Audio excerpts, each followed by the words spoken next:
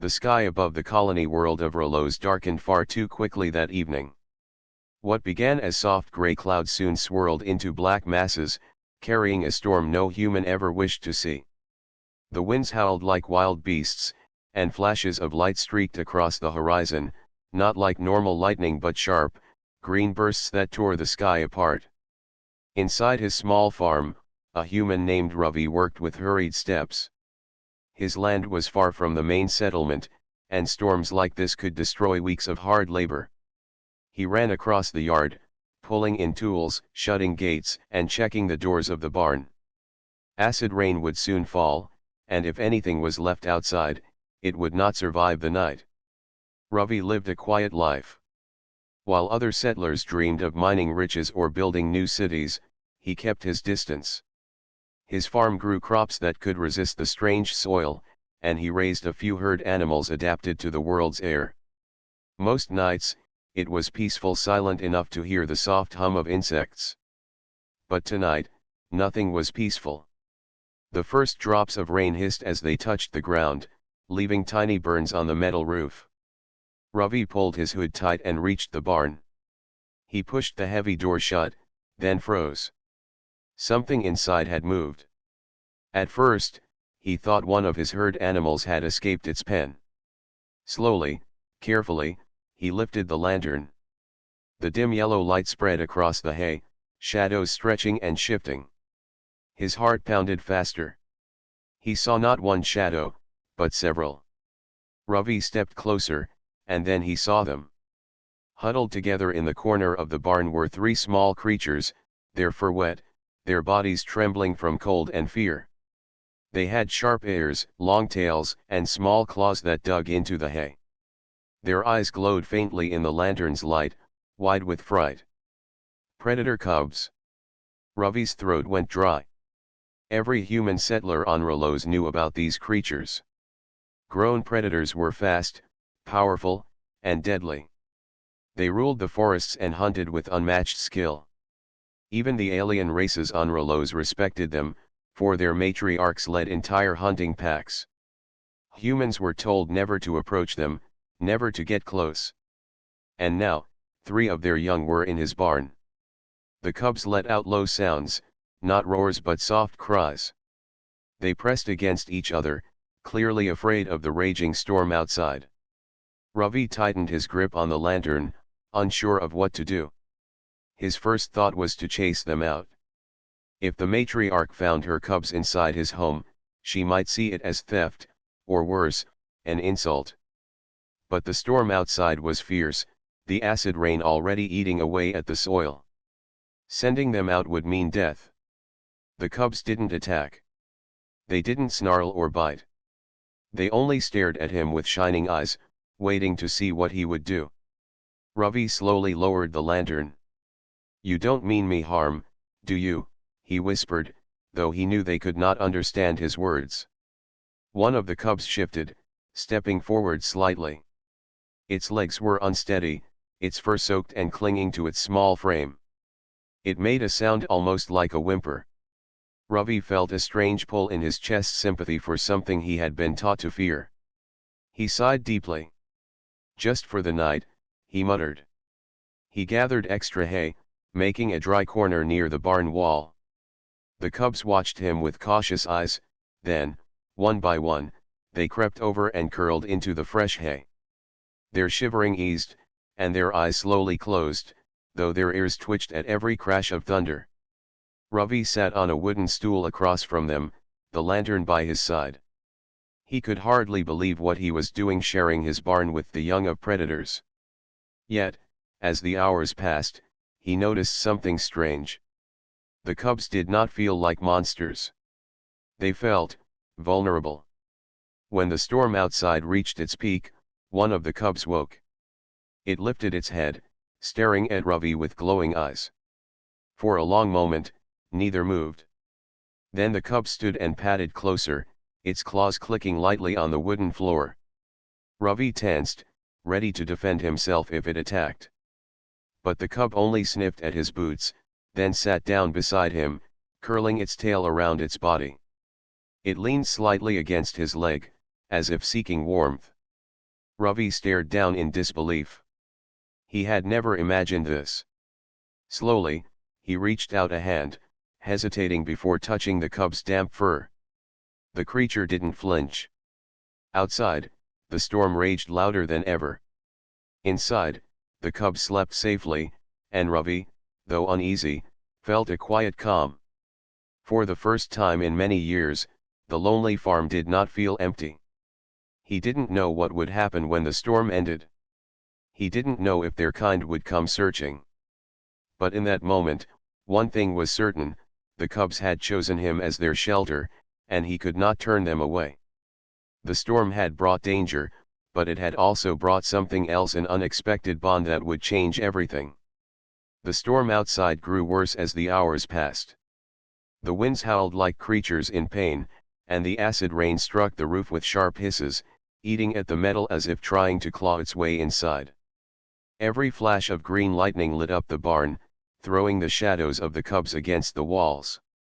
Ravi sat on his wooden stool, tired but unable to sleep. His eyes kept going to the three predator cubs curled up in the fresh hay. They looked so small now, nothing like the fierce hunters the elders warned about. Their ears twitched at each rumble of thunder, their tiny claws flexing as if ready to defend themselves. He rubbed his face and sighed. "What am I doing?" he muttered quietly.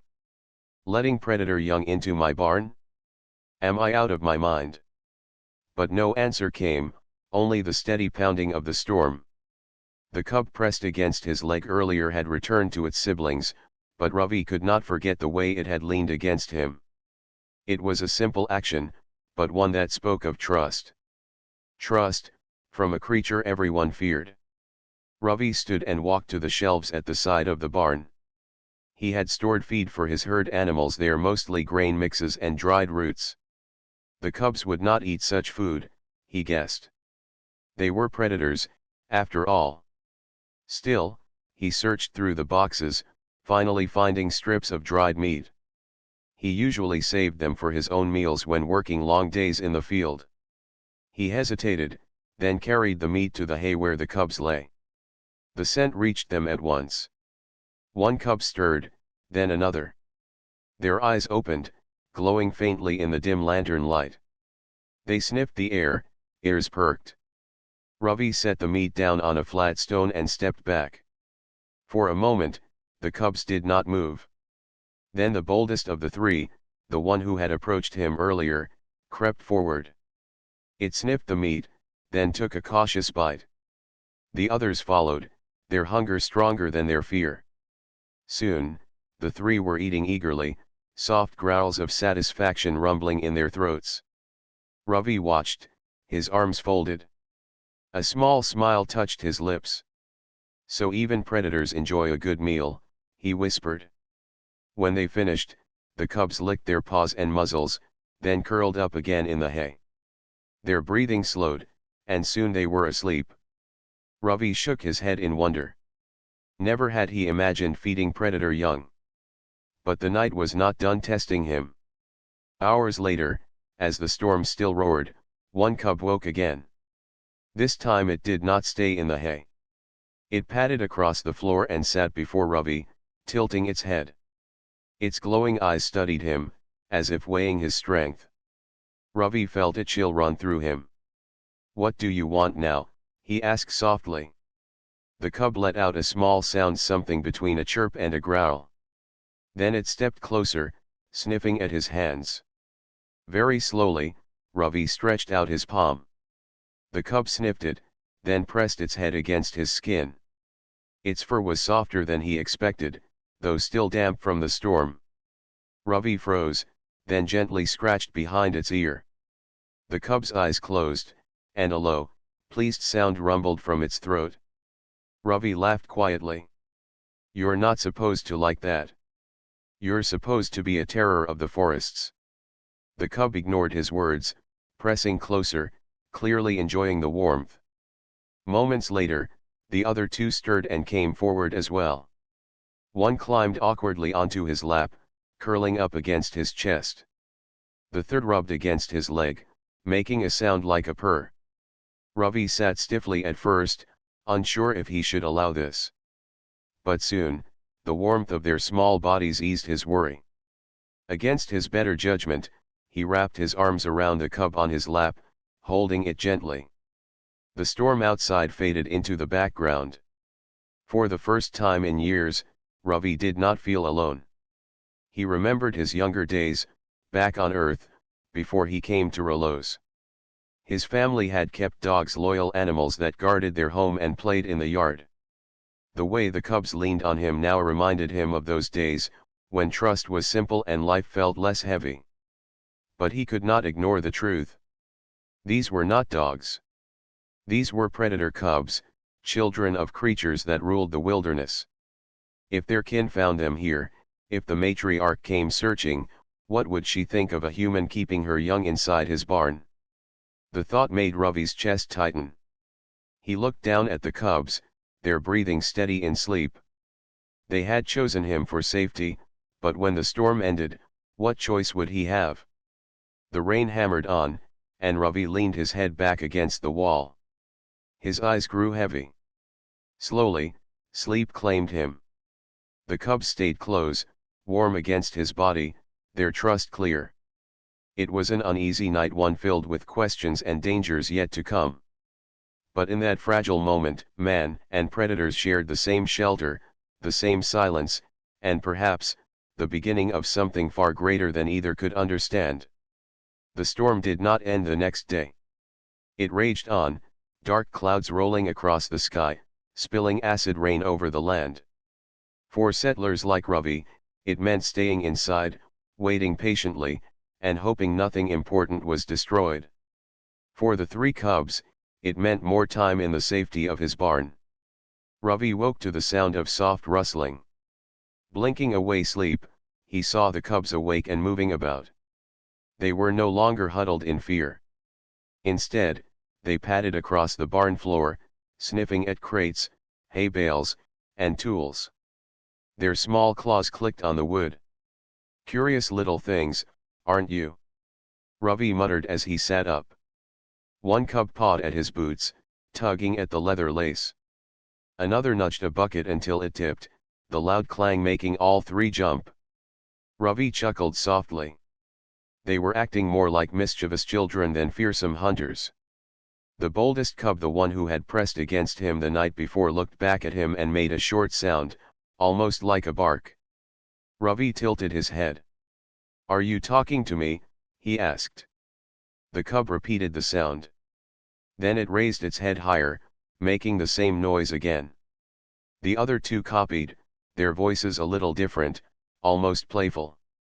Ravi blinked in surprise. They were trying to communicate. He stood, walked to the work table, and picked up a piece of wood.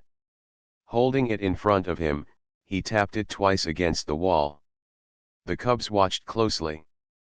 After a moment, the bold one lifted its paw and tapped the floor. Not the same sound, but close. Ravi laughed. "You're copying me, aren't you?" Throughout the morning, the game continued. Ravi clapped his hands, and the cubs tapped their paws. He lifted his arms, and they tried to mimic the movement, their small bodies wobbling but determined. It was simple, almost silly, yet it filled the barn with life. As hours passed, Ravi found himself speaking to them as if they were neighbors. "You need names," he decided, watching them play in the hay. "I can't keep calling you Hayu." He studied them carefully. The bold one, always first to move, had a darker coat with streaks of gray. "You'll be Ash," Ravi said. The second cub, quieter but strong, liked to push at heavy objects. "You can be Stone." The last cub had lighter fur, with faint blue patterns that shimmered when the lantern light touched them. "And you," Ravi said with a smile, "will be Reef." The names meant nothing to the cubs at first. But when Ravi called Ash, the bold cub turned its head. When he said Stone, the strong one paused. And when he called Reef, the smallest made a chirp as if answering. "You understand more than I thought," Ravi murmured. The storm outside kept them trapped for another day, but Ravi did not feel restless as he usually did during such weather. The cubs filled the silence. They followed him when he checked supplies, watched as he fixed broken tools, and curled up at his feet when he sat to eat. At night, when thunder rolled and wind shook the walls, the cubs pressed against him again, as though his presence alone kept them safe. Ravi stroked their fur gently, feeling the rise and fall of their tiny breaths. A strange comfort settled in his chest. Yet beneath that comfort lay unease. He knew predators were not pets. They belonged to the wilderness, to their matriarch and hunting packs. These three were only with him because the storm had forced them into his barn. When the skies cleared, their family would come. Ravi tried to picture it, the matriarch arriving, her towering form standing at the edge of his farm. Would she see him as a thief? Would she attack to reclaim her young? The thought made his stomach knot. But when he looked at Ash, Stone, and Reef, now dozing peacefully, he wondered if returning them would be so simple. They no longer behaved like frightened strangers. They behaved like they belonged here, with him. On the third night, as the storm rumbled endlessly, Ravi sat with the cubs gathered around. He tapped the floor with a stick, 3 beats in rhythm. To his surprise, the cubs joined in, their small paws striking the wood almost in time. The sound echoed through the barn like a gentle drum. Ravi chuckled. "We're making music now." The cubs yawned and curled together. Ravi leaned back, gazing at the roof as rain hissed above. The days of silence he once dreaded were gone. In their place was something new, a bond that had no words, but grew stronger with each hour. He could not explain it, but he felt it deep inside. These cubs trusted him. And, without meaning to, he had begun to trust them too. He closed his eyes, letting the rhythm of the storm and the quiet breathing of his unexpected companions carry him into sleep. What tomorrow would bring, he did not know. But for now, inside the barn, there was peace. The storm finally began to weaken on the 4th morning. The green lightning grew distant, the acid rain slowed, and the wind softened into long, tired sighs. The land outside was scarred patches of soil burned black, trees stripped bare, and the air heavy with smoke like mist. Inside the barn, the cubs stretched and yawned as if they could sense the storm's end. Ash batted at a loose rope, Reef chased after a drifting piece of straw, and Stone tested his strength by nudging a heavy bucket until it toppled. Ravi leaned against the doorway, arms crossed. "You three act like you own the place," he said, shaking his head. But there was no anger in his voice, only quiet affection. The storm's end meant the world outside would come alive again. And with that came danger. He knew the cubs' family would start searching soon. The thought sent a nervous shiver through him. By afternoon, his fears proved true. A sharp sound cut through the mist, a hunting horn, deep and vibrating, unlike anything humans used. Ravi stiffened. He had heard such sounds before, far away in the forests. It was how predator packs signaled each other during a hunt. The cubs froze too. Their ears twitched, and their bodies went still. Ash growled softly, a small, uncertain sound. Reef pressed close to Ravi's leg, trembling. Ravi's hand tightened on the barn door. "They're looking for you," he whispered. Minutes later, shapes moved through the fog beyond his fields.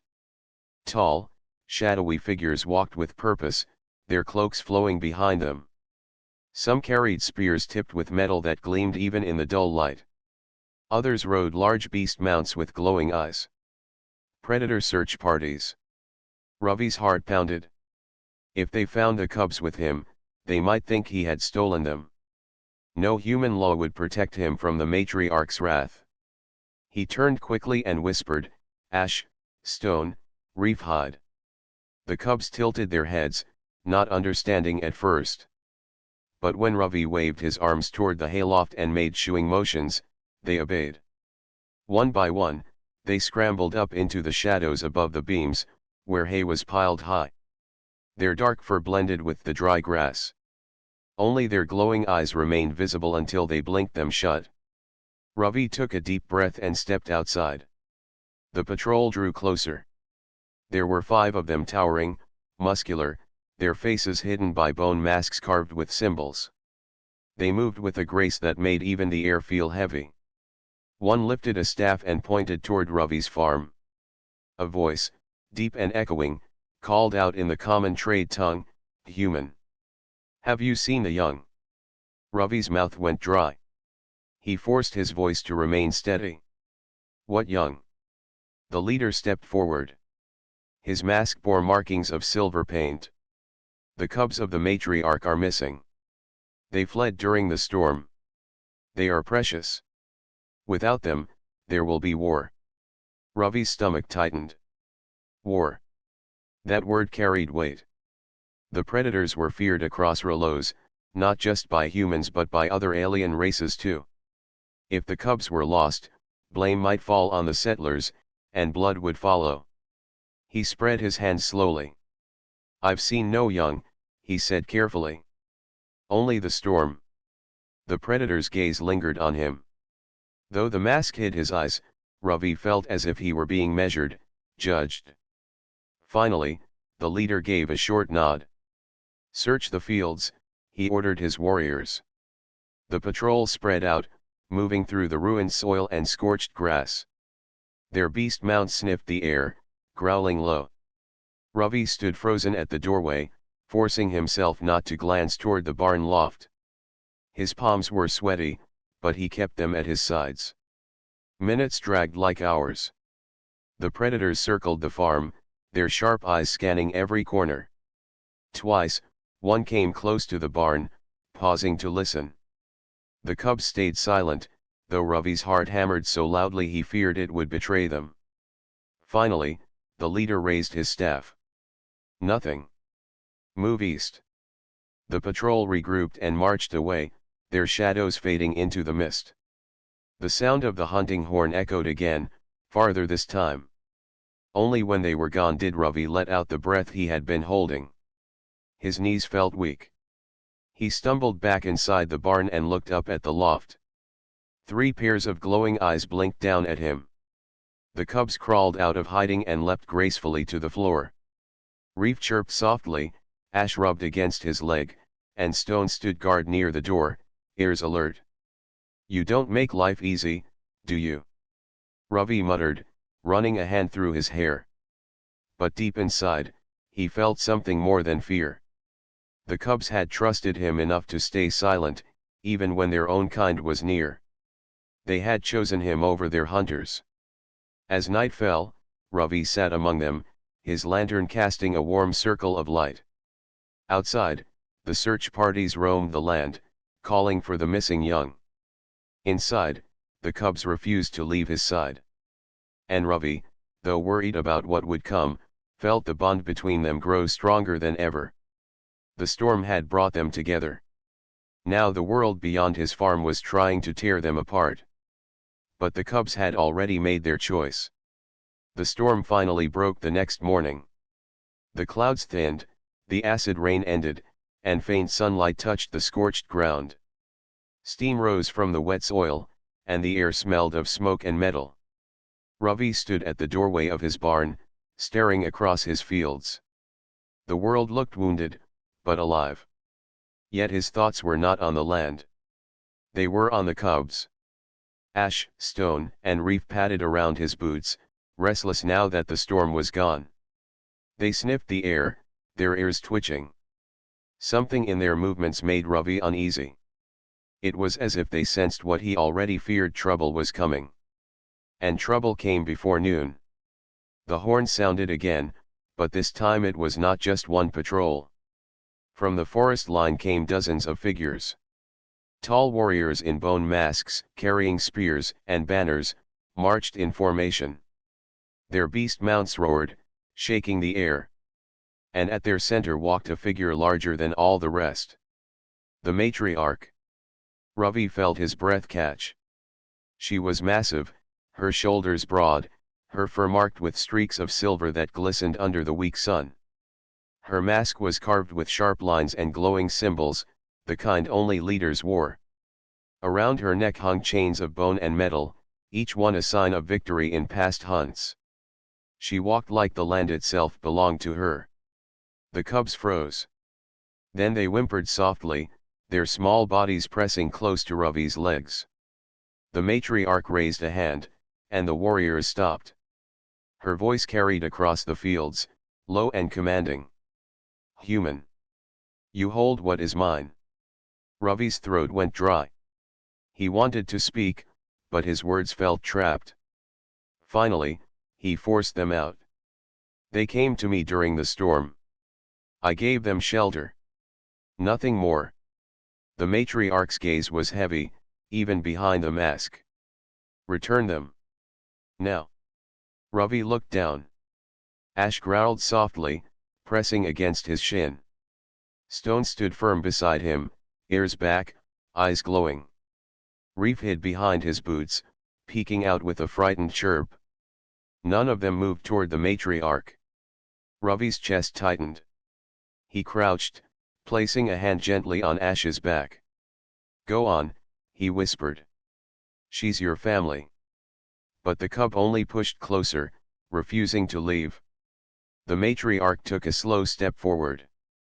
Her warriors shifted, ready to strike if needed. They are mine, she repeated, her tone sharper. Ravi stood, forcing courage into his voice. Maybe so. But they don't want to go.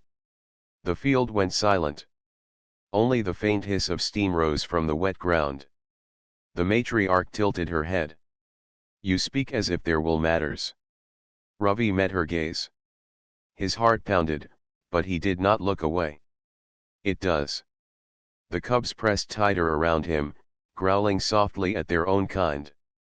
The warriors shifted uneasily, whispering in their language. This was something they had never seen before, young refusing their matriarch, choosing instead a human. Ravi spread his hands slowly. I didn't take them. They came to me. And I protected them. If they wish to return, I won't stop them. But I won't force them either. The matriarch's silence was heavier than thunder. She studied him, her breathing steady, her stance powerful. Finally, she gestured to her warriors. One stepped forward, raising a staff. He struck it against the ground, the sound echoing. The cubs flinched but did not move from Ravi's side. The matriarch lowered her hand. The staff-bearer retreated. She took another step closer, until her towering form stood only a few paces from Ravi. The cubs growled louder, their small bodies trembling but unyielding. Ravi held his ground. In that moment, two worlds collided. The wild rulers of Rolos stood face to face with a lone human farmer, and between them were three young who had chosen trust over blood. Ravi's voice was quiet but firm. If you want to take them by force, you'll have to harm me first. The air grew tense. Warriors gripped their spears. The cubs bared their teeth, tiny but fierce. For a heartbeat, it felt like battle was about to erupt. Then the matriarch raised her hand again. The warriors froze. She lowered her head slightly, her mask gleaming in the sunlight. Strange, she said softly, though her voice carried. Never before have my young chosen another. Never before have they defied me. Her gaze moved from the cubs to Ravi. You are no hunter. No warrior. Yet they defend you as if you were both. Ravi said nothing. His throat felt too tight to speak. The matriarch straightened.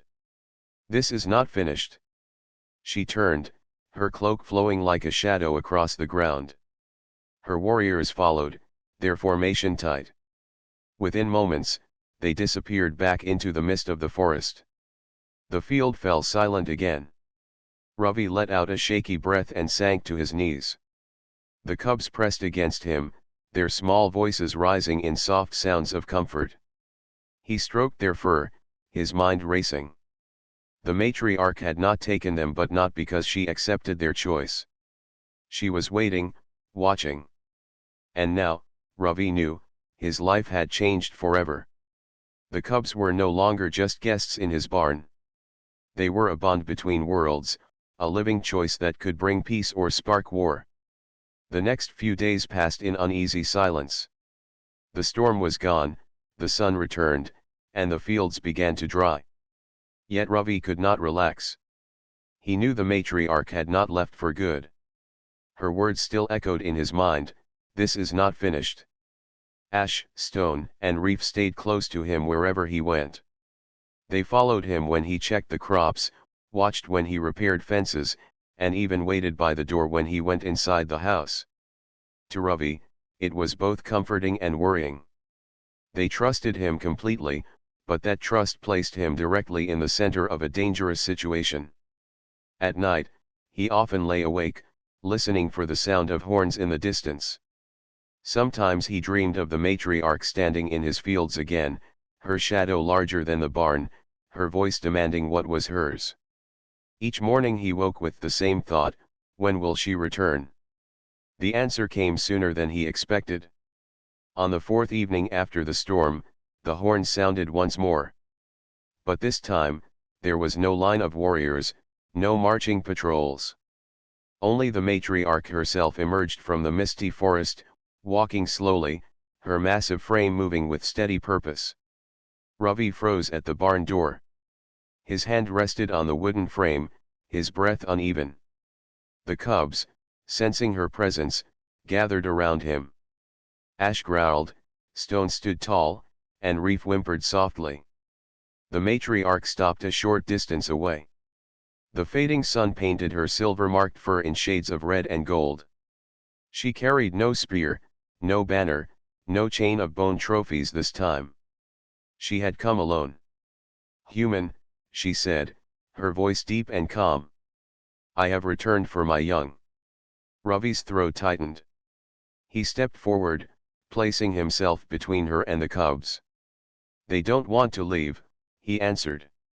"I won't force them." The matriarch tilted her head. "And if I force them?" Ravi swallowed hard but stood his ground. "Then you'll have to face me first." For a moment, silence stretched between them. The cubs pressed closer, their small bodies trembling but unyielding. The matriarch took another step. Her gaze moved past Ravi to the cubs. They stared back at her, ears pinned, tails stiff. Instead of running to her, they huddled tighter around the human. "This should not be," she murmured. "Blood calls to blood. Yet they choose you." Ravi felt the weight of her words. "Maybe it's not about blood. Maybe it's about how we treat those who need us." The matriarch's eyes narrowed behind her mask. She raised one hand slowly. Ravi braced himself, ready to shield the cubs even though he knew he could not stand against her strength. But instead of striking, she crouched low, lowering herself to the cub's height. Her voice softened, carrying a note Ravi had never heard before. "Ash. Stone. Reef." The cubs flinched at the sound of their true names, names spoken in a tone only a mother could use. Their ears twitched, their bodies wavered. For a moment, Ravi feared they would rush to her. But then Ash stepped forward, just one pace, before turning and pressing firmly against Ravi's leg. Stone growled low, standing between the matriarch and the human. Reef hid behind his boots, chirping in distress. The matriarch stayed still. Her massive hands lowered slowly to the ground. She studied them, her breathing deep and steady. Finally, she looked at Ravi. "They should not defy me. Yet they do. This is not weakness. This is choice." Ravi forced himself to meet her gaze. "They made it clear. They want to stay." The matriarch remained crouched for a long moment. The air around them felt heavy, like the pause before thunder. Then, slowly, she bowed her head. Just a fraction, but enough for Ravi to see it was deliberate. "You gave them shelter when the storm raged," she said. "You fed them, guarded them, and spoke to them as if they were your own. You are not of our kind, yet they see you as family." Ravi's chest tightened. "So, What happens now? The matriarch rose to her full height, towering above him once more. Now, the choice is theirs. And they have chosen. The cubs pressed tighter against Ravi, as if confirming her words. The matriarch spread her arms slightly, a gesture that seemed both powerful and respectful. Very well. They will remain with you. But know this, human, they are still of my blood. Their path is tied to mine. Raise them well, for the day will come when the world tests them and you. Ravi let out a shaky breath, relief washing over him. He nodded slowly. I'll protect them. As long as I live. For the first time, the matriarch gave something close to approval. Then you are braver than many hunters I have known. She turned, her cloak sweeping across the scorched earth. Without another word, she walked back toward the forest. The mist swallowed her massive form, leaving only silence behind. Ravi sank onto the barn step, his legs weak. The cubs crowded around him, their glowing eyes filled with trust. He stroked their fur, heart still racing. The matriarch had not just spared them. She had given her blessing, strange and cautious though it was. The storm had brought them together. The search had tested them. And now, a decision had been made. The cubs were no longer only guests in his barn. They were his responsibility, his companions, his family. And as Ravi looked at the horizon, he realized something else. This was only the beginning. The morning after the matriarch's visit was strangely quiet. The forest no longer felt threatening, and the air carried no echo of horns or marching feet. Ravi stood at the edge of his field, the early sunlight warming his face, and for the first time in many days, he allowed himself to breathe easily. Inside the barn, the three cubs stretched and yawned. Ash rolled onto her back lazily, Stone nudged her with playful annoyance, and Reef chased a stray feather across the straw. Their joy was infectious, and Ravi could not help but smile. The storm, the search, and the confrontation with the matriarch already felt like memories, yet the weight of responsibility on his shoulders had never been clearer. They chose me, Ravi whispered, watching them. Now I have to be worthy of that choice. Life with the cubs soon settled into a new rhythm. Ravi woke early to tend to his fields, and the cubs followed him everywhere. Stone tried to mimic his movements, carrying small bundles of sticks as if helping with chores. Reef liked to dig in the soil, though he often made more mess than progress. Ash, more thoughtful than the others, often perched on a fence post, watching Ravi with sharp eyes as if studying every action.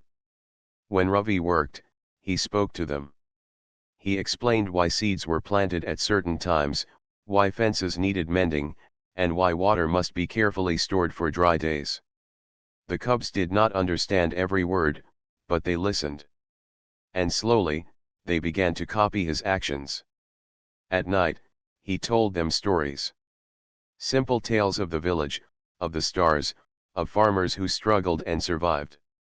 The cubs curled close, their glowing eyes fixed on him, their breathing slow and calm.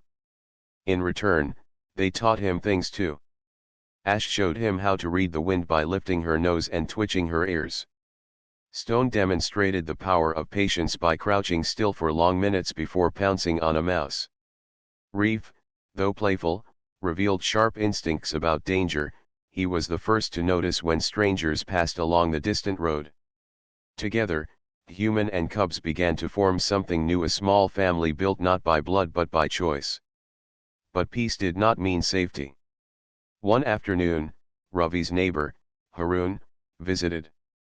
His eyes widened when he saw the cubs lounging in the barn. Ravi, he whispered urgently, what are you doing?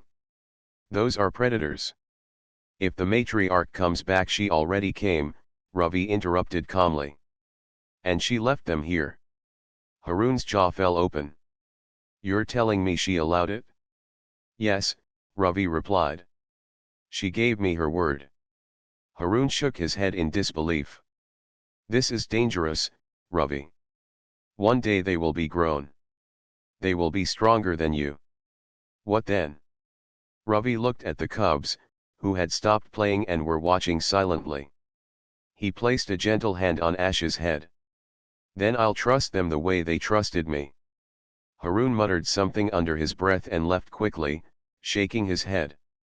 Ravi knew more whispers would spread through the village, but he didn't care. The cubs were not monsters. They were his family now. As weeks turned into months, the bond deepened. Ravi trained them in small ways. He taught them to stay close when he called, to wait at the edge of the fields instead of trampling crops, and to rest at night instead of prowling endlessly. They grew fast. Their muscles hardened, their teeth sharpened, and their instincts sharpened too. But they remained loyal, always returning to Ravi's side. One evening, as the sun dipped low, Ravi sat outside with them. The sky glowed orange and pink, and the first stars appeared. Ash sat close, her head resting on his knee. Stone lay stretched out, his breathing deep. Reef chased fireflies, his chirps echoing across the field. Ravi looked at the horizon thoughtfully. The matriarch was right, he said softly. One day, the world will test us. Ash lifted her head, as if sensing the weight of his words. Stone stirred and moved closer. Reef, noticing the change in mood, stopped chasing and bounded back. Ravi smiled faintly. But whatever comes, we'll face it together. Seasons changed. The once scared cubs became powerful young hunters, yet their bond with Ravi never weakened. They learned to balance their wild instincts with the calm patience he had taught them. And though villagers still whispered, some began to see what Harun had failed to notice.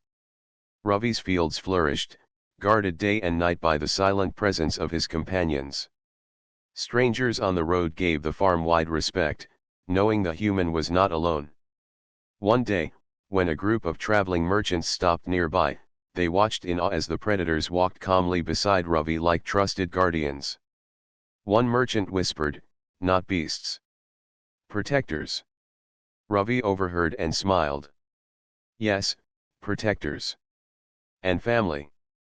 As night fell that day, Ravi stood outside with Ash, Stone, and Reef at his side.